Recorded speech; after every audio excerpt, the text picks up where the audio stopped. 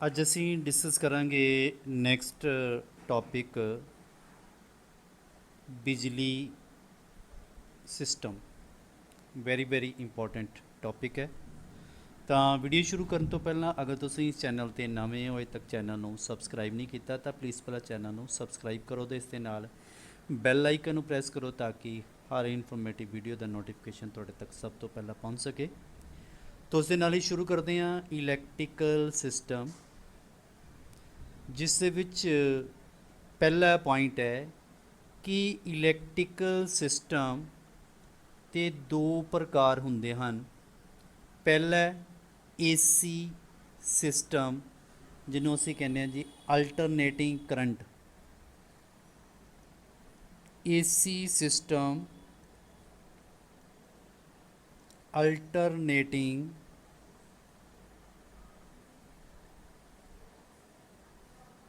Current. ਇਸ system ਦੇ ਵਿੱਚ ਕਰੰਟ ਅਤੇ ਵੋਲਟੇਜ ਦੀ ਜਿਹੜੀ ਦਿਸ਼ਾ ਹੈ ਉਹ ਬਦਲਦੀ ਰਹਿੰਦੀ ਹੈ।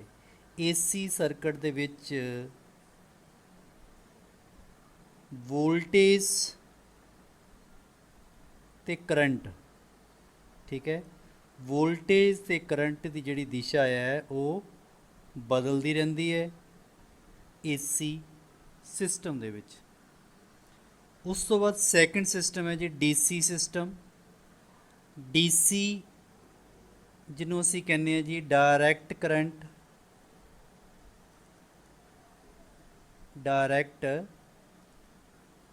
ਕਰੰਟ, ਇਸ ਸਿਸਟਮ ਦੇ ਵਿੱਚ ਕਰੰਟ ਅਤੇ ਵੋਲਟੇਜ ਦੀ ਜਿਹੜੀ ਦਿਸ਼ਾ ਹੈ ਉਹ ਇੱਕੋ ਹੀ ਰਹਿੰਦੀ ਹੈ। ਅਗਰ ਅਸੀਂ ਇਸ ਦੀ ਗੱਲ ਕਰੀਏ ਤਾਂ ਇਸ ਦੇ ਵਿੱਚ ਜਿਹੜੀ ਵੇਵ ਸ਼ੇਪ ਬਣਦੀ ਹੈ ਇਹ ਆ ਜਾਏਗਾ ਵਿਦ ਰਿਸਪੈਕਟ ਟੂ ਟਾਈਮ। ਇਹ ਆ ਜਾਂਦੀ ਸਾਡੇ ਕੋਲ ਵੋਲਟੇਜ ਤੇ ਇਸ ਦੇ ਵਿੱਚ ਜਿਹੜੀ ਸਾਡੇ ਕੋਲ ਵੋਲਟੇਜ ਹੈ ਉਹ ਕੀ ਰਹਿੰਦੀ ਹੈ, ਕਾਂਸਟੈਂਟ ਰਹਿੰਦੀ ਹੈ ਇਨ ਕੇਸ ਆਫ ਡੀਸੀ। ਤੋਂ ਪਹਿਲਾ ਪੁਆਇੰਟ ਹੈ ਕਿ ਏਸੀ ਸਿਸਟਮ ਹੈ, ਇਸ ਸਿਸਟਮ ਦੇ ਵਿੱਚ ਕਰੰਟ ਅਤੇ ਵੋਲਟੇਜ ਦੀ ਜਿਹੜੀ ਦਿਸ਼ਾ ਹੈ ਇਹ ਬਦਲਦੀ ਰਹਿੰਦੀ ਹੈ। ਇਹਨੂੰ ਅਸੀਂ ਕਾਫੀ ਵਾਰ ਡਿਸਕਸ ਕਰ ਵੀ ਚੁੱਕੇ ਹਾਂ ਅਸੀਂ। ਉਸ ਤੋਂ ਬਾਅਦ ਹੈ ਕਿ ਡੀਸੀ ਸਿਸਟਮ ਦੇ ਵਿੱਚ ਜਿਹੜਾ ਕਰੰਟ ਅਤੇ ਵੋਲਟੇਜ ਦੀ ਜਿਹੜੀ ਦਿਸ਼ਾ ਹੈ ਉਹ ਇੱਕੋ ਹੀ ਰਹਿੰਦੀ ਹੈ, ਔਰ ਏਸੀ ਸਿਸਟਮ ਦੀ ਜਿਹੜੀ ਫ੍ਰੀਕੁਐਂਸੀ ਹੁੰਦੀ ਹੈ ਉਹ 50 ਹਰਟਜ਼, ਔਰ ਡੀਸੀ ਕੇਸ ਦੇ ਵਿੱਚ ਜਿਹੜੀ ਫ੍ਰੀਕੁਐਂਸੀ ਹੈ ਉਹ ਹੁੰਦੀ ਹੈ ਜੀ 0। ਉਸ ਤੋਂ ਬਾਅਦ ਨੈਕਸਟ ਪੁਆਇੰਟ ਹੈ ਕਿ ਏਸੀ ਸਿਸਟਮ ਡੀਸੀ ਸਿਸਟਮ ਦੇ ਮੁਕਾਬਲੇ ਫਾਇਦੇਮੰਦ ਹੈ। ਕਿਉਂਕਿ ਏਸੀ ਸਿਸਟਮ ਜਿਹੜਾ ਡੀਸੀ ਸਿਸਟਮ ਨਾਲੋਂ ਫਾਇਦੇਮੰਦ ਹੈ। ਇਸ ਦੇ ਪੁਆਇੰਟ ਅਸੀਂ ਡਿਸਕਸ ਕਰਨੇ ਹੈ। ਸਭ ਤੋਂ ਪਹਿਲਾ ਪੁਆਇੰਟ ਹੈ ਕਿ ਏਸੀ ਨੂੰ ਉੱਚ ਵੋਲਟੇਜ 'ਤੇ ਪੈਦਾ ਕੀਤਾ ਜਾ ਸਕਦਾ ਹੈ। ਏਸੀ ਨੂੰ ਉੱਚ ਵੋਲਟੇਜ 'ਤੇ ਪੈਦਾ ਕੀਤਾ ਜਾ ਸਕਦਾ ਹੈ। ਦੂਸਰਾ ਪੁਆਇੰਟ ਹੈ ਉੱਚ ਵੋਲਟੇਜ ਏਸੀ ਦੇ ਜਨਰੇਟਰਾਂ ਦੀ ਜਿਹੜੀ ਬਣਤਰ ਹੈ ਉਹ ਆਸਾਨ ਅਤੇ ਸਸਤੀ ਹੁੰਦੀ ਹੈ। ਉੱਚ ਵੋਲਟੇਜ ਹਾਈ ਵੋਲਟੇਜ ਦੇ ਜਿਹੜੇ ਏਸੀ ਅਲਟਰਨੇਟਰ ਕਹਿ ਸਕਦੇ ਤੁਸੀਂ, ਏਸੀ ਦੇ ਜਨਰੇਟਰ ਯਾਨੀ ਕਿ ਅਲਟਰਨੇਟਰ ਦੀ ਜਿਹੜੀ ਬਣਤਰ ਹੈ ਉਹ ਆਸਾਨ ਹੁੰਦੀ ਹੈ ਅਤੇ ਸਸਤੀ ਹੁੰਦੀ ਹੈ। ਤੀਸਰਾ ਪੁਆਇੰਟ ਹੈ ਏਸੀ ਵੋਲਟੇਜ ਨੂੰ ਟਰਾਂਸਫਾਰਮਰ ਦੀ ਮਦਦ ਦੇ ਨਾਲ ਆਸਾਨੀ ਦੇ ਨਾਲ ਵਧਾਇਆ ਜਾਂ ਘਟਾਇਆ ਜਾ ਸਕਦਾ ਹੈ, ਜਿਸ ਕਾਰਨ ਉੱਚ ਵੋਲਟੇਜ ਟਰਾਂਸਮਿਸ਼ਨ ਜਿਹੜੀ ਹੈ ਕੀਤੀ ਜਾ ਸਕਦੀ ਹੈ। ਸਭ ਤੋਂ ਮੇਨ ਐਡਵਾਂਟੇਜ ਇਹ ਹੈ ਕਿ ਜਿਹੜੀ ਏਸੀ ਵੋਲਟੇਜ ਨੂੰ ਅਸੀਂ ਟਰਾਂਸਫਾਰਮਰ ਦੀ ਮਦਦ ਦੇ ਨਾਲ ਆਸਾਨੀ ਦੇ ਨਾਲ ਵੋਲਟੇਜ ਨੂੰ ਅਸੀਂ ਵਧਾ ਸਕਦੇ ਹਾਂ, ਘਟਾ ਸਕਦੇ ਹਾਂ ਅਕੋਰਡਿੰਗ ਟੂ ਆਵਰ ਰਿਕੁਆਇਰਮੈਂਟ, ਜਿਸ ਕਾਰਨ ਉੱਚ ਵੋਲਟੇਜ ਟਰਾਂਸਮਿਸ਼ਨ ਜਿਹੜੀ ਹੈ ਕੀਤੀ ਜਾ ਸਕਦੀ ਹੈ। ਉੱਚ ਵੋਲਟੇਜ ਟਰਾਂਸਮਿਸ਼ਨ ਕਰਨ ਦੇ ਨਾਲ ਕਰੰਟ ਦੀ ਵੈਲਿਊ ਜਿਹੜੀ ਘਟ ਜਾਂਦੀ ਹੈ, ਔਰ ਕਰੰਟ ਦੀ ਵੈਲਿਊ ਘਟਣ ਦੇ ਨਾਲ ਜਿਹੜਾ ਕੰਡਕਟਰ ਦਾ ਕ੍ਰਾਸ ਸੈਕਸ਼ਨ ਏਰੀਆ ਜਿਹੜਾ ਘਟ ਜਾਂਦਾ। ਕ੍ਰਾਸ ਸੈਕਸ਼ਨ ਏਰੀਆ ਘਟਣ ਦੇ ਨਾਲ ਜਿਹੜੀ ਕੰਡਕਟਰ ਦੀ ਜਿਹੜੀ ਕੋਸਟ ਹੈ ਉਹ ਘਟ ਜਾਂਦੀ ਹੈ, ਔਰ ਟਰਾਂਸਮਿਸ਼ਨ ਕੋਸਟ ਵੀ ਘਟ ਜਾਂਦੀ ਹੈ। ਉਸ ਤੋਂ ਬਾਅਦ ਹੈ ਕਿ ਏਸੀ ਮੋਟਰਾਂ ਦੀ ਜਿਹੜੀ ਬਣਤਰ ਹੈ ਆਸਾਨ ਅਤੇ ਸਸਤੀਆਂ ਹੁੰਦੀਆਂ ਹਨ। ਅਗਰ ਤੁਸੀਂ ਮਾਰਕੀਟ 'ਚ ਇੱਕ HP ਦੀ ਅਗਰ ਤੁਸੀਂ ਏਸੀ ਮੋਟਰ ਲੈਣੀ ਹੈ, ਅਗਰ 1 HP ਦੀ ਤੁਸੀਂ DC ਮੋਟਰ ਲੈਣੀ ਹੈ, ਤਾਂ ਜਿਹੜੀ DC ਮੋਟਰ ਹੈ ਇਹਦੀ ਜਿਹੜੀ ਕੋਸਟ ਹੈ ਕੰਪੇਅਰ ਟੂ AC ਜ਼ਿਆਦਾ ਹੋਏਗੀ, ਕਿਉਂਕਿ DC ਮੋਟਰ ਦੇ ਵਿੱਚ ਅਸੀਂ ਕਮੂਟੇਟਰ ਯੂਜ਼ ਕਰਦੇ ਹਾਂ, ਔਰ ਕਮੂਟੇਟਰ ਜਿਹੜਾ ਕਾਪਰ ਮਟੀਰੀਅਲ ਦਾ ਬਣਿਆ ਹੁੰਦਾ ਹੈ, ਜਿਸ ਕਾਰਨ ਉਹਦੀ ਜਿਹੜੀ ਕੋਸਟ ਹੈ ਉਹ ਹਾਈ ਹੋ ਜਾਂਦੀ ਹੈ। ਉਸ ਤੋਂ ਬਾਅਦ ਹੈ AC ਸਿਸਟਮ ਦੀਆਂ ਕਿਸਮਾਂ। ਹੁਣ ਅਸੀਂ ਨੈਕਸਟ ਪੁਆਇੰਟ ਡਿਸਕਸ ਕਰਾਂਗੇ ਕਿ AC ਜਿਹੜਾ ਸਿਸਟਮ ਹੈ ਸਾਡੇ ਕੋਲ, ਇਹਦੀ ਕਿਹੜੀ ਕਿਹੜੀ ਕਿਸਮ ਹੈ ਉਹ ਅਸੀਂ ਡਿਸਕਸ ਕਰਾਂਗੇ। ਸਭ ਤੋਂ ਪਹਿਲਾ ਪੁਆਇੰਟ ਹੈ ਕਿ ਸਿੰਗਲ ਫੇਜ਼, ਇਸ ਵਿੱਚ ਇੱਕ ਫੇਜ਼ ਅਤੇ ਇੱਕ ਨਿਊਟਰਲ ਤਾਰ ਹੁੰਦੀ ਹੈ, ਉਹਨੂੰ ਅਸੀਂ ਕਹਿੰਦੇ ਹਾਂ ਸਿੰਗਲ ਫੇਜ਼। ਜਿਸ ਤਰ੍ਹਾਂ ਮੰਨ ਲਓ ਇੱਕ ਸਾਡੇ ਕੋਲ ਇਹ ਹੋ ਗਈ ਫੇਜ਼ ਵਾਇਰ ਅਤੇ ਇੱਕ ਇਹ ਹੋ ਗਈ ਸਾਡੇ ਕੋਲ ਨਿਊਟਰਲ ਵਾਇਰ। ਜਦੋਂ ਸਾਡੇ ਕੋਲ ਇੱਕ ਫੇਜ਼ ਅਤੇ ਇੱਕ ਨਿਊਟਰਲ ਹੋਏ, ਉਹਨੂੰ ਅਸੀਂ ਕੀ ਕਹਿ ਦਿੰਦੇ ਹਾਂ, ਉਹਨੂੰ ਅਸੀਂ ਕਹਿ ਦਿੰਦੇ ਹਾਂ ਸਿੰਗਲ ਫੇਜ਼। ਉਹਨੂੰ ਅਸੀਂ ਇਸ ਤਰ੍ਹਾਂ ਵੀ ਡਿਨੋਟ ਕਰ ਦਿੰਦੇ ਹਾਂ, 1 ਕਰਕੇ ਅੱਗੇ ਫੇਜ਼ ਲਾ ਦਿੰਦੇ ਹਾਂ, ਯਾਨੀ ਕਿ ਸਿੰਗਲ ਫੇਜ਼। ਉਸ ਤੋਂ ਬਾਅਦ ਹੈ ਬਹੁ ਫੇਜ਼ ਸਿਸਟਮ, ਜਿਹਨੂੰ ਅਸੀਂ ਕਹਿੰਦੇ ਹਾਂ ਪੋਲੀਫੇਜ਼ ਸਿਸਟਮ। ਜਿਵੇਂ ਕਿ 2 ਫੇਜ਼ ਅਤੇ 3 ਫੇਜ਼ ਸਿਸਟਮ ਹੈ, ਪਰੰਤੂ ਜ਼ਿਆਦਾਤਰ ਜਿਹੜਾ 3 ਫੇਜ਼ ਸਿਸਟਮ ਦੀ ਜਿਹੜੀ ਵਰਤੋਂ ਹੀ ਕੀਤੀ ਜਾਂਦੀ ਹੈ। ਸਾਡੇ ਕੋਲ 2 ਫੇਜ਼ ਸਿੰਗਲ ਫੇਜ਼ ਵੀ ਹੈ, 2 ਫੇਜ਼ ਵੀ ਹੈ ਅਤੇ 3 ਫੇਜ਼ ਸਿਸਟਮ ਵੀ ਹੈਗਾ, ਲੇਕਿਨ ਜਿਹੜੀ ਜ਼ਿਆਦਾ ਵਰਤੋਂ ਜਿਹੜੀ ਹੈ ਕੀਤੀ ਜਾਂਦੀ ਹੈ ਉਹ 3 ਫੇਜ਼ ਸਿਸਟਮ ਦੀ ਜਿਹੜੀ ਵਰਤੋਂ ਕੀਤੀ ਜਾਂਦੀ ਹੈ। ਔਰ ਇਸ ਸਿਸਟਮ ਦੇ ਵਿੱਚ ਤਿੰਨਾਂ ਫੇਜ਼ਾਂ ਦੇ ਵਿੱਚ ਜਿਹੜੀ ਵੋਲਟੇਜ ਅਤੇ ਫ੍ਰੀਕੁਐਂਸੀ ਇੱਕੋ ਜਿੰਨੀ ਹੁੰਦੀ ਹੈ, ਪਰ ਇਹਨਾਂ ਦੇ ਵਿੱਚ ਜਿਹੜਾ ਫੇਜ਼ ਅੰਤਰ ਹੈ ਉਹ 120 ਡਿਗਰੀ ਦਾ ਹੁੰਦਾ ਹੈ। ਪੇਪਰ ਦੇ ਵਿੱਚ ਆਮ ਕੁਐਸਚਨ ਪੁੱਛਿਆ ਜਾਂਦਾ ਹੈ ਕਿ 3 ਫੇਜ਼ ਦੇ ਵਿੱਚ ਜਿਹੜਾ ਫੇਜ਼ ਡਿਫਰੈਂਸ ਹੈ, ਫੇਜ਼ਾਂ ਦੇ ਵਿੱਚ ਜਿਹੜਾ ਡਿਫਰੈਂਸ ਹੈ ਉਹ ਕਿੰਨੇ ਡਿਗਰੀ ਐਂਗਲ ਦਾ ਹੁੰਦਾ ਹੈ। ਜਿਸ ਤਰ੍ਹਾਂ ਮੰਨ ਲਓ ਇਹ ਸਾਡੇ ਕੋਲ 3 ਫੇਜ਼ ਹੈ, ਇਹਨੂੰ ਤੁਸੀਂ ਕਹਿ ਲਓ ਇੱਕ ਰੈੱਡ, ਇੱਕ ਕਰ ਲਓ ਰੈੱਡ, ਯੈਲੋ ਅਤੇ ਬਲੂ। 3 ਫੇਜ਼ ਹੈ ਸਾਡੇ ਕੋਲ, ਤਿੰਨਾਂ ਫੇਜ਼ਾਂ ਦੇ ਵਿੱਚ ਜਿਹੜਾ ਐਂਗਲ ਹੈ ਉਹ ਕਿੰਨਾ ਹੁੰਦਾ ਜੀ, 120 ਡਿਗਰੀ। ਪੇਪਰ ਦੇ ਵਿੱਚ ਇਹ ਕੁਐਸਚਨ ਆਮ ਪੁੱਛਿਆ ਜਾਂਦਾ ਹੈ ਕਿ 3 ਫੇਜ਼ ਸਿਸਟਮ ਦੇ ਵਿੱਚ ਜਿਹੜਾ ਫੇਜ਼ ਦੇ ਵਿੱਚ ਐਂਗਲ ਹੁੰਦਾ ਹੈ ਉਹ ਕਿੰਨੇ ਡਿਗਰੀ ਦਾ ਹੁੰਦਾ ਜੀ, 120 ਡਿਗਰੀ ਦਾ ਹੁੰਦਾ ਹੈ। ਤਿੰਨਾਂ ਫੇਜ਼ਾਂ ਦੇ ਵਿੱਚ ਜਿਹੜੀ ਫ੍ਰੀਕੁਐਂਸੀ ਹੈ ਉਹ ਸੇਮ ਹੁੰਦੀ ਹੈ, ਔਰ ਮੋਸਟਲੀ ਜਿਹੜਾ ਜ਼ਿਆਦਾ ਸਿਸਟਮ ਯੂਜ਼ ਕੀਤਾ ਜਾਂਦਾ ਹੈ ਉਹ ਯੂਜ਼ ਕੀਤਾ ਜਾਂਦਾ ਹੈ 3 ਫੇਜ਼ ਸਿਸਟਮ। ਉਸ ਤੋਂ ਬਾਅਦ ਨੰਬਰ 3 'ਤੇ ਹੈ ਸਾਡੇ ਕੋਲ ਪੁਆਇੰਟ ਕਿ 3 ਫੇਜ਼ ਸਿਸਟਮ 'ਚ ਕੀ ਹੁੰਦਾ ਹੈ। ਇਹ ਸਿਸਟਮ ਹੇਠ ਲਿਖੇ ਪ੍ਰਕਾਰ ਦੇ ਹੋ ਸਕਦੇ ਹਨ। ਸਭ ਤੋਂ ਪਹਿਲਾਂ ਹੈ ਇਹਨੂੰ ਅਸੀਂ ਕਹਿੰਦੇ ਹਾਂ 3 ਫੇਜ਼ ਅਤੇ 3 ਵਾਇਰ। 3 ਫੇਜ਼ ਹੈ ਅਤੇ 3 ਹੀ ਵਾਇਰ ਹੈ। 3 phase 3 wire system, 3 phase 3 wire system. ਇਸ ਸਿਸਟਮ ਦੇ ਵਿੱਚ ਤਿੰਨਾਂ ਫੇਜ਼ਾਂ ਦੇ ਲਈ 3 ਤਾਰਾਂ ਹੁੰਦੀਆਂ ਹਨ। 3 ਫੇਜ਼ ਹੁੰਦੇ ਹੈ ਜੋ ਅਸੀਂ ਉੱਪਰ ਡਾਇਗਰਾਮ ਨਾਲ ਰੈੱਡ, ਯੈਲੋ, ਬਲੂ, ਔਰ ਤਿੰਨਾਂ ਦੀ 3 ਤਾਰਾਂ ਹੁੰਦੀਆਂ, 3 ਫੇਜ਼ 3 ਤਾਰਾਂ। ਔਰ ਇਸ ਦੇ ਵਿੱਚ ਅਸੀਂ ਯੂਜ਼ ਕਰਦੇ ਹਾਂ ਮੱਧਮ, ਉੱਚ ਅਤੇ ਅਤੀ ਉੱਚ ਵੋਲਟੇਜ, ਯਾਨੀ ਕਿ 400 kV, 200 kV, 132 kV, 66 kV, 33 kV ਅਤੇ 11 kV ਦੀ ਜਿਹੜੀ ਟਰਾਂਸਮਿਸ਼ਨ ਹੈ ਜਾਂ ਡਿਸਟ੍ਰੀਬਿਊਸ਼ਨ ਸਿਸਟਮ ਦੇ ਵਿੱਚ ਇਹ ਵਰਤਿਆ ਜਾਂਦਾ ਹੈ। 3 ਫੇਜ਼ 3 ਵਾਇਰ ਸਿਸਟਮ। ਜਿਸ ਤਰ੍ਹਾਂ ਤੁਸੀਂ ਆਮ ਆਪਣੇ ਘਰਾਂ ਦੇ ਨੇੜੇ ਜਿਹੜਾ ਟਰਾਂਸਫਾਰਮਰ ਲੱਗੇ ਦਾ ਹੁੰਦਾ ਹੈ, ਔਰ ਤੁਸੀਂ ਦੇਖਿਆ ਹੋਏਗਾ ਕਿ ਜਿਹੜੀ ਟਰਾਂਸਫਾਰਮਰ ਦੀ ਜਿਹੜੀ ਪ੍ਰਾਇਮਰੀ ਹੁੰਦੀ ਹੈ ਉਹਦੇ ਵਿੱਚ 3 ਫੇਜ਼ ਹੀ ਹੁੰਦੇ ਹੈ, ਰੈੱਡ, ਜੈਲੋ ਤੇ ਬਲੂ ਪ੍ਰਾਇਮਰੀ ਸਾਈਡ, ਔਰ ਸੈਕੰਡਰੀ ਸਾਈਡ ਜਿਹੜੇ ਹੈ ਉਹ ਸਾਡੇ 4 ਫੇਜ਼ ਨਿਕਲ ਜਾਂਦੇ ਹੈ, ਰੈੱਡ ਜੈਲੋ ਬਲੂ ਤੇ ਇੱਕ ਪੁਆਇੰਟ ਆ ਜਾਂਦਾ ਜੀ ਨਿਊਟਰਲ ਪੁਆਇੰਟ।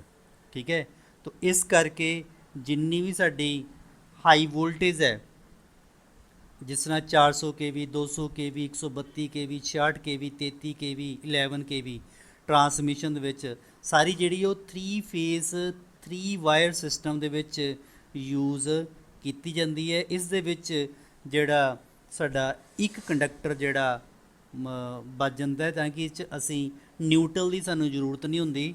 ਇਸ ਕਰਕੇ ਨਿਊਟਰਲ ਦੇ ਕੰਡਕਟਰ ਬਚ ਜਾਂਦਾ ਹੈ, ਔਰ ਉਹਦੇ ਕਾਰਨ ਜਿਹੜਾ ਟਰਾਂਸਮਿਸ਼ਨ ਦਾ ਜਿਹੜਾ ਖਰਚਾ ਵੀ ਜਿਹੜਾ ਘਟ ਜਾਂਦਾ ਹੈ। ਉਸ ਤੋਂ ਬਾਅਦ ਜਦੋਂ ਨੀਅਰ ਲੋਡ ਸੈਂਟਰ ਦੇ ਟਰਾਂਸਫਾਰਮਰ ਲੱਗਦਾ ਹੈ, ਉਸ ਦੇ ਵਿੱਚ ਇਹਨੂੰ ਅਸੀਂ ਸਟਾਰ ਕਨੈਕਸ਼ਨ ਦੇ ਵਿੱਚ ਕਰਕੇ, ਅਤੇ ਸਟਾਰ ਕਨੈਕਸ਼ਨ 'ਚ ਸਾਨੂੰ ਨਿਊਟਰਲ ਪੁਆਇੰਟ ਮਿਲ ਜਾਂਦਾ ਹੈ, ਅਤੇ ਫਿਰ ਅਸੀਂ ਜਿਹੜੇ ਘਰਾਂ ਦੇ ਜਿਹੜੇ ਕਨੈਕਸ਼ਨ ਹੈ ਅਲੱਗ-ਅਲੱਗ ਫੇਸਾਂ ਦੇ ਵਿੱਚ ਜਿਹੜੇ ਕਨੈਕਸ਼ਨ ਹੈ ਕਰ ਦਿੰਦੇ ਹਾਂ।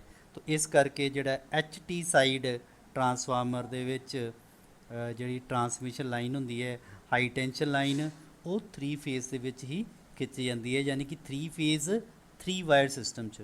ਨੈਕਸਟ ਪੁਆਇੰਟ ਹੈ ਕਿ 3 ਫੇਜ਼ ਤੇ 4 ਵਾਇਰ ਸਿਸਟਮ। ਇਸ ਸਿਸਟਮ ਦੇ ਵਿੱਚ ਕੀ ਹੁੰਦਾ ਹੈ ਕਿ 3 ਤਾਰਾਂ 3 ਫੇਜ਼ ਦੀਆਂ ਹੁੰਦੀਆਂ ਹਨ, ਅਤੇ ਜਿਹੜੀ ਚੌਥੀ ਤਾਰ ਹੈ ਉਹ ਨਿਊਟਰਲ ਦੀ ਹੁੰਦੀ ਹੈ।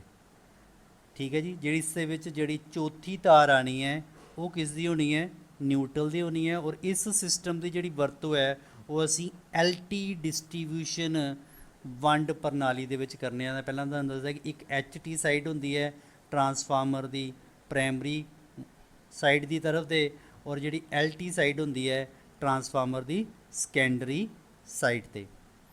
ਉਸ ਤੋਂ ਬਾਅਦ ਹੈ ਨੈਕਸਟ ਕੁਐਸਚਨ ਹੈ ਕਿ ਸਿੰਗਲ ਫੇਜ਼ ਸਿਸਟਮ ਤੇ 3 phase system, single phase system ਦੇ ਜਿਹੜੇ ਮੁਕਾਬਲੇ 3 ਫੇਜ਼ ਸਿਸਟਮ ਦੇ ਫਾਇਦੇ ਕੀ ਹੈ। ਸਿੰਗਲ ਫੇਜ਼ ਦੇ ਮੁਕਾਬਲੇ 3 ਫੇਜ਼ ਸਿਸਟਮ ਦੇ ਮੁਕਾਬਲੇ ਦੀ ਗੱਲ ਕਰਨੀ ਹੈ। ਸਭ ਤੋਂ ਪਹਿਲਾਂ ਕਿ ਜਿਹੜਾ 3 ਫੇਜ਼ ਸਿਸਟਮ ਹੈ ਇਹਦੇ ਵਿੱਚ ਜਿਹੜੀ ਪਾਵਰ ਹੈ ਉਹ ਸਾਨੂੰ ਕੌਂਸਟੈਂਟ ਪਾਵਰ ਮਿਲਦੀ ਹੈ। ਇਸ ਦੇ ਵਿੱਚ ਜਿਹੜੀ ਪਾਵਰ ਹੈ ਉਹ ਕੌਂਸਟੈਂਟ ਪਾਵਰ ਮਿਲਦੀ ਹੈ। ਨੰਬਰ ਦੂਸਰਾ ਪੁਆਇੰਟ ਹੈ ਉੱਚ ਰੇਟਿੰਗ, ਜਿਹਨੂੰ ਇਹ ਕਹਿੰਦੇ ਆ ਹਾਈ ਰੇਟਿੰਗ। ਹਾਈ ਰੇਟਿੰਗ ਬਰਾਬਰ ਆਕਾਰ ਦੀਆਂ ਸਿੰਗਲ ਫੇਜ਼ ਦੀ ਮੋਟਰ ਦੇ ਮੁਕਾਬਲੇ 3 ਫੇਜ਼ ਮੋਟਰ ਦੀ ਜਿਹੜੀ ਆਉਟਪੁੱਟ ਹੈ ਉਹ 1.5 ਗੁਣਾ ਹੁੰਦੀ ਹੈ। ਮਤਲਬ ਕਿ ਇਹਦੀ ਜਿਹੜੀ ਰੇਟਿੰਗ ਹੈ ਉਹ ਹਾਈ ਹੁੰਦੀ ਹੈ। ਇਸ ਦਾ ਕਹਿਣ ਦਾ ਮਤਲਬ ਹੈ ਕਿ ਅਗਰ ਤੁਸੀਂ ਸਿੰਗਲ ਫੇਜ਼ ਮੋਟਰ ਯੂਜ਼ ਕਰਦੇ ਹੋ ਸੇਮ ਹੀ ਰੇਟਿੰਗ ਦੀ, ਤੇ ਅਗਰ ਉਹੀ ਤੁਸੀਂ ਮੋਟਰ 3 ਫੇਜ਼ ਯੂਜ਼ ਕਰਦੇ ਹੋ ਤੇ ਜਿਹੜੀ 3 ਫੇਜ਼ ਮੋਟਰ ਹੈ ਉਹਦੀ ਜਿਹੜੀ ਆਊਟਪੁੱਟ ਹੈ ਉਹ ਸਿੰਗਲ ਫੇਜ਼ ਮੋਟਰ ਨਾਲੋਂ 1.5 ਯਾਨੀ ਕਿ 1.5 ਗੁਣਾ ਜਿਹੜੀ ਹੈ ਉਹ ਜ਼ਿਆਦਾ ਹੁੰਦੀ ਹੈ। ਉਸ ਤੋਂ ਬਾਅਦ ਹੈ ਕਿ 3 ਫੇਜ਼ ਇੰਡਕਸ਼ਨ ਮੋਟਰ ਤੇ ਸਿੰਗਲ ਫੇਜ਼ ਇੰਡਕਸ਼ਨ ਮੋਟਰ ਦੇ ਮੁਕਾਬਲੇ ਹੇਠ ਲਿਖੇ ਫਾਇਦੇ ਹਨ। 3 ਫੇਜ਼ ਜਿਹੜੀ ਮੋਟਰ ਹੈ ਉਹ ਸੈਲਫ ਸਟਾਰਟਿੰਗ ਮੋਟਰ ਹੁੰਦੀ ਹੈ। ਸਿੰਗਲ ਫੇਜ਼ ਮੋਟਰ ਜਿਹੜੀ ਹੈ ਉਹ ਸੈਲਫ ਸਟਾਰਟਿੰਗ ਮੋਟਰ ਨਹੀਂ ਹੁੰਦੀ, ਲੇਕਿਨ ਜਿਹੜੀ 3 ਫੇਜ਼ ਮੋਟਰ ਹੈ ਉਹ ਸੈਲਫ ਸਟਾਰਟਿੰਗ ਮੋਟਰ ਹੁੰਦੀ ਹੈ। ਇਹਦੀ ਇੱਕ ਇਹ ਐਡਵਾਂਟੇਜ ਹੈ। ਦੂਸਰੀ ਹੈ ਸਿੰਗਲ ਫੇਜ਼ ਇੰਡਕਸ਼ਨ ਮੋਟਰ ਦਾ ਜਿਹੜਾ ਪਾਵਰ ਫੈਕਟਰ ਹੈ ਉਹ ਜ਼ਿਆਦਾ ਹੁੰਦਾ।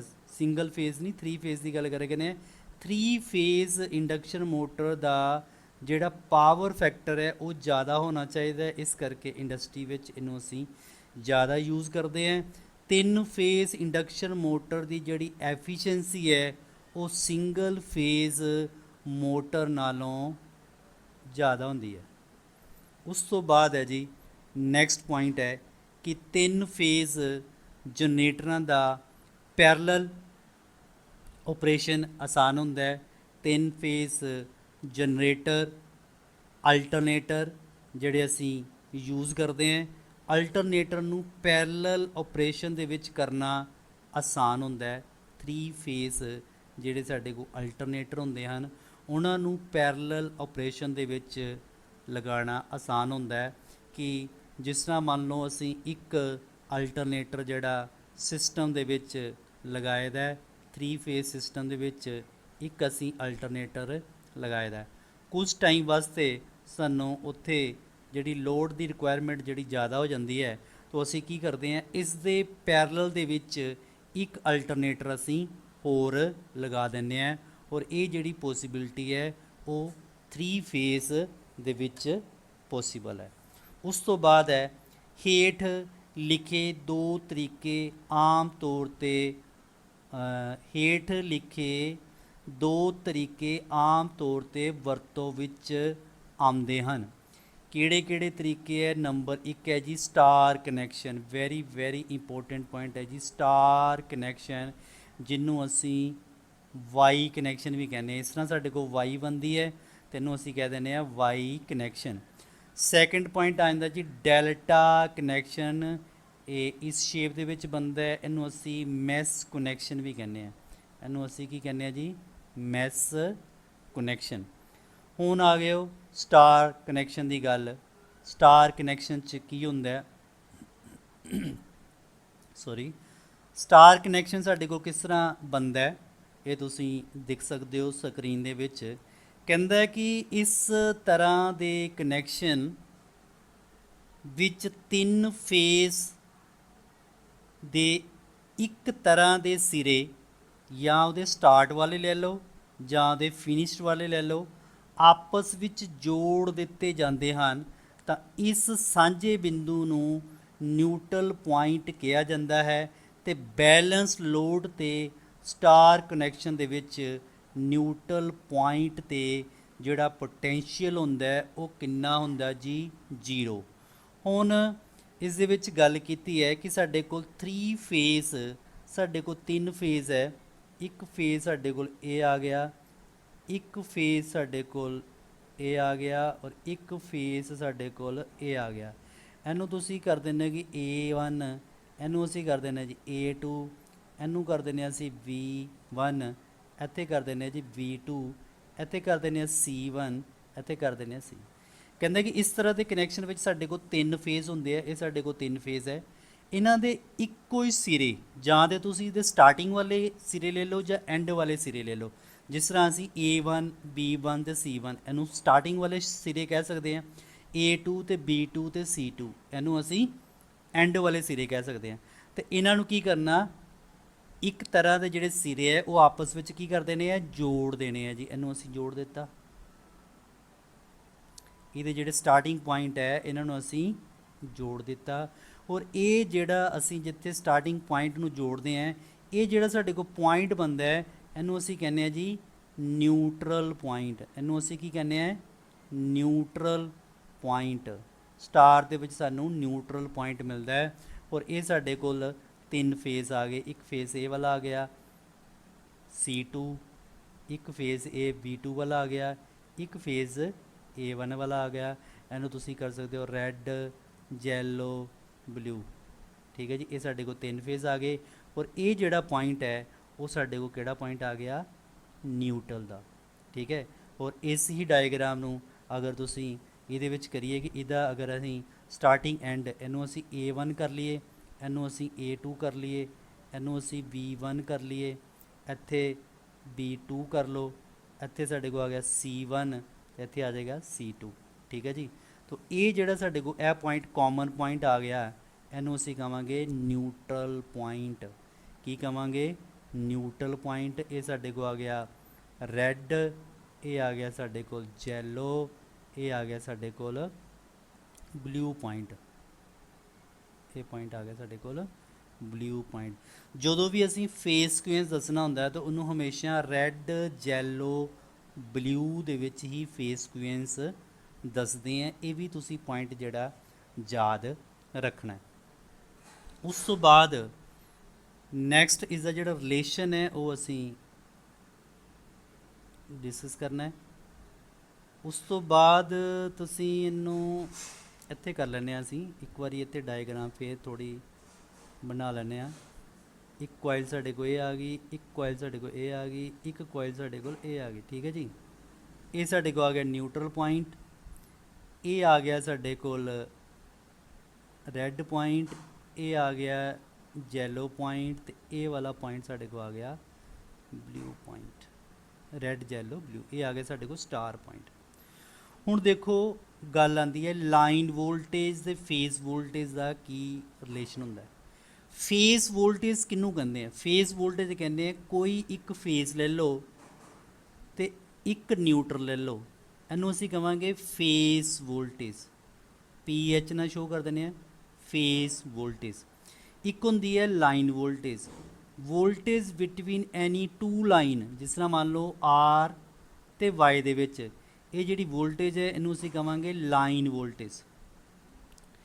ਫੇਸ ਵੋਲਟੇਜ ਕੋਈ ਇੱਕ ਫੇਸ ਦੇ ਨਾਲ ਨਿਊਟਰਲ ਲੈ ਲਓ, ਚਾਹੇ ਤੁਸੀਂ ਲੈ ਲਓ R N Y ਜਾਂ N, ਇਹ ਵੀ ਫੇਸ ਆ ਜਾਏਗਾ, ਜਾਂ ਆ ਜਾਏਗਾ V ਔਰ N, ਇਹ ਵੀ ਫੇਸ ਆ ਜਾਏਗਾ। ਅਗਰ ਅਸੀਂ ਲਾਈਨ ਵੋਲਟੇਜ ਦੀ ਗੱਲ ਕਰਦੇ ਹਾਂ ਤੇ R ਤੇ Y ਇਹ ਲਾਈਨ ਵੋਲਟੇਜ ਹੋ ਗਿਆ, Y ਤੇ V ਇਹ ਵੀ ਕੀ ਹੋ ਗਿਆ ਸਾਡੇ ਕੋਲ ਲਾਈਨ ਵੋਲਟੇਜ। ਇਸ ਦੇ ਵਿੱਚ ਰਿਲੇਸ਼ਨ ਕੀ ਬਣਦਾ ਜਿਹੜਾ ਜ਼ਿਆਦਾਤਰ ਪੇਪਰ ਦੇ ਵਿੱਚ ਪੁੱਛਿਆ ਜਾਂਦਾ ਹੈ ਕਿ ਇਹਦੇ ਵਿੱਚ ਜਿਹੜਾ ਲਾਈਨ ਵੋਲਟੇਜ ਇਸ ਦੇ ਨਾਲ ਅਸੀਂ ਗੱਲ ਕਰ ਲੈਂਦੇ ਹਾਂ ਤੇ ਲਾਈਨ ਕਰੰਟ, ਇਹ ਜਿਹੜਾ ਲਾਈਨ ਦੇ ਵਿੱਚ ਜਿਹੜਾ ਕਰੰਟ ਫਲੋ ਹੁੰਦਾ ਇਹਨੂੰ ਅਸੀਂ ਲਾਈਨ ਕਰੰਟ ਕਹਿ ਦਿੰਦੇ ਹਾਂ। ਜਿਹੜਾ ਕਰੰਟ ਫੇਜ਼ ਦੇ ਵਿੱਚ ਫਲੋ ਹੁੰਦਾ ਉਹਨੂੰ ਅਸੀਂ ਕਹਿ ਦਿੰਦੇ ਹਾਂ ਜੀ ਫੇਜ਼ ਕਰੰਟ। ਤੋ ਇਸ ਦਾ ਰਿਲੇਸ਼ਨ ਜਿਹੜਾ ਉਹ ਯਾਦ ਰੱਖਣਾ ਹੈ। ਸਭ ਤੋਂ ਪਹਿਲਾ ਰਿਲੇਸ਼ਨ ਕੀ ਹੈ ਕਿ ਇਸ ਦੇ ਵਿੱਚ ਜਿਹੜੀ ਸਾਡੇ ਕੋਲ ਲਾਈਨ ਵੋਲਟੇਜ ਹੈ, ਲਾਈਨ ਵੋਲਟੇਜ ਅਸੀਂ VL ਦੇ ਨਾਲ ਡਿਨੋਟ ਕਰ ਦਿੰਦੇ ਹਾਂ। ਇਹ ਜਿਹੜੀ ਲਾਈਨ ਵੋਲਟੇਜ ਹੈ ਇਹ ਕਿਹਦੇ ਬਰਾਬਰ ਹੁੰਦੀ ਹੈ? √3 ਗੁਣਾ ਫੇਜ਼ ਵੋਲਟੇਜ। ਲਾਈਨ ਵੋਲਟੇਜ ਕਿਹਦੇ ਬਰਾਬਰ ਹੁੰਦੀ ਹੈ? √3 ਗੁਣਾ ਫੇਜ਼ ਵੋਲਟੇਜ। ਇਸ ਦੇ ਵਿੱਚੋਂ ਅਗਰ ਅਸੀਂ ਫੇਸ ਵੋਲਟੇਜ ਦੀ ਕੈਲਕੂਲੇਸ਼ਨ ਕਰਨੀ ਹੈ ਤਾਂ ਫੇਸ ਵੋਲਟੇਜ ਤੁਹਾਡੇ ਕੋਲ ਕਿੰਨੀ ਆ ਜਾਏਗੀ? ਲਾਈਨ ਵੋਲਟੇਜ, ਲਾਈਨ ਵੋਲਟੇਜ ਨੂੰ ਜਦੋਂ ਤੁਸੀਂ ਵਰਗਮੂਲ 3 ਦੇ ਨਾਲ ਡਿਵਾਈਡ ਕਰੋਗੇ ਤਾਂ ਇਹ ਸਾਡੇ ਕੋਲ ਕਿੰਨੀ ਆ ਜਾਏਗੀ? ਫੇਸ ਵੋਲਟੇਜ ਆ ਜਾਏਗੀ। ਠੀਕ ਹੈ ਜੀ, ਜਿੰਨੀ ਵੀ ਵੈਲਿਊ ਆਏਗੀ, ਜਿਸ ਤਰ੍ਹਾਂ ਲਾਈਨ ਵੋਲਟੇਜ ਜਿਹੜੀ ਹੈ ਅਸੀਂ 400 ਵੋਲਟ ਲੈਂਦੇ ਹਾਂ ਜਾਂ 415 ਵੋਲਟ ਲੈਂਦੇ ਹਾਂ, 400 ਵੋਲਟ ਵੀ ਲੈ ਲੈਂਦੇ ਹਾਂ, 415 ਵੋਲਟ ਵੀ ਲੈਂਦੇ ਹਾਂ, ਇਹਨੂੰ ਅਸੀਂ √3 ਦੇ ਨਾਲ ਡਿਵਾਈਡ ਕਰ ਦਿੰਦੇ ਹਾਂ ਔਰ ਇਹਦੀ ਜਿਹੜੀ ਵੈਲਿਊ ਹੈ 220 ਔਰ ਜਾਂ 230 ਦੇ ਵਿੱਚ ਜਿਹੜੀ ਸਾਡੇ ਕੋਲ ਸਿੰਗਲ ਫੇਸ ਵੋਲਟੇਜ ਹੁੰਦੀ ਹੈ ਉਹ ਹੁੰਦੀ ਹੈ 230 ਵੋਲਟ। ਉਸ ਤੋਂ ਬਾਅਦ ਇਸ ਦੇ ਵਿੱਚ ਹੈ ਕਿ ਜਿਹੜਾ ਲਾਈਨ ਕਰੰਟ ਹੈ ਔਰ ਫੇਜ਼ ਕਰੰਟ, ਲਾਈਨ ਕਰੰਟ ਨੂੰ ਅਸੀਂ IL ਕਹਿੰਦੇ ਹਾਂ ਔਰ ਇਹਨੂੰ ਅਸੀਂ ਕਹਿੰਦੇ ਹਾਂ ਫੇਜ਼ ਕਰੰਟ। ਇਹ ਲਾਈਨ ਕਰੰਟ ਤੇ ਜਿਹੜਾ ਫੇਜ਼ ਕਰੰਟ ਹੈ ਇਹ ਬਰਾਬਰ ਹੁੰਦਾ in case of star connection ਦੇ ਵਿੱਚ। ਉਸ ਤੋਂ ਬਾਅਦ ਹੈ ਜਦੋਂ ਅਸੀਂ ਪਾਵਰ ਨਿਕਾਲਣੀ ਹੋਏ ਤੇ ਪਾਵਰ ਦਾ ਫਾਰਮੂਲਾ ਕੀ ਹੁੰਦਾ ਹੈ? ਵਰਗਮੂਲ 3, ਉਸ ਤੋਂ ਬਾਅਦ ਆ ਜਾਏਗਾ VL line voltage, line current ਤੇ ਕੋਸ ਫਾਈ ਪਾਵਰ ਫੈਕਟਰ। ਇਹ ਸਾਡੇ ਕੋਲ ਜਿਹੜੀ ਹੈ ਪਾਵਰ ਕੈਲਕੂਲੇਸ਼ਨ ਹੋ ਜਾਏਗੀ। ਪਾਵਰ ਕੈਲਕੂਲੇਸ਼ਨ ਦਾ ਫਾਰਮੂਲਾ ਆ ਜਾਏਗਾ 3 ਫੇਜ਼ ਦੇ ਵਿੱਚ ਵਰਗਮੂਲ 3 BL ਯਾਨੀ ਕਿ ਲਾਈਨ ਵੋਲਟੇਜ ਤੇ ਲਾਈਨ ਕਰੰਟ ਤੇ ਪਾਵਰ ਫੈਕਟਰ। ਸੇਮ ਹੀ ਅਸੀਂ ਨੈਕਸਟ ਡਿਸਕਸ ਕਰਦੇ ਹਾਂ ਡੈਲਟਾ ਕਨੈਕਸ਼ਨ। ਇਸ ਸਿਸਟਮ ਦੇ ਵਿੱਚ ਸਾਡੇ ਕੋਲ ਕੀ ਹੁੰਦਾ ਹੈ ਕਿ ਇੱਕ ਫੇਜ਼ ਦਾ ਸ਼ੁਰੂ ਵਾਲਾ ਸਿਰਾ ਤੇ ਦੂਜੇ ਫੇਜ਼ ਦਾ ਐਂਡ ਵਾਲਾ ਸਿਰੇ ਨੂੰ ਆਪਸ ਦੇ ਵਿੱਚ ਜੋੜਿਆ ਜਾਂਦਾ ਹੈ। ਜਿਸ ਤਰ੍ਹਾਂ ਤੁਸੀਂ ਇੱਥੇ ਦੇਖ ਸਕਦੇ ਹੋ ਕਿ ਇੱਕ ਸਾਡੇ ਕੋਲ ਕੁਆਇਲ A ਹੈ, A1 ਇਹਦਾ ਸਟਾਰਟਿੰਗ ਐਂਡ ਹੋ ਗਿਆ, A2 ਇਹਦਾ ਫਿਨਿਸ਼ਡ ਐਂਡ ਹੋ ਗਿਆ। ਉਸ ਤੋਂ ਬਾਅਦ ਇਹ ਆ ਗਿਆ ਸਾਡੇ ਕੋਲ V1, ਇਹ ਆ ਗਿਆ ਸਾਡੇ ਕੋਲ V2, ਉਸ ਤੋਂ ਬਾਅਦ ਇਹ ਆ ਗਿਆ ਸਾਡੇ ਕੋਲ C1, ਇਹ ਆ ਗਿਆ ਸਾਡੇ ਕੋਲ C2।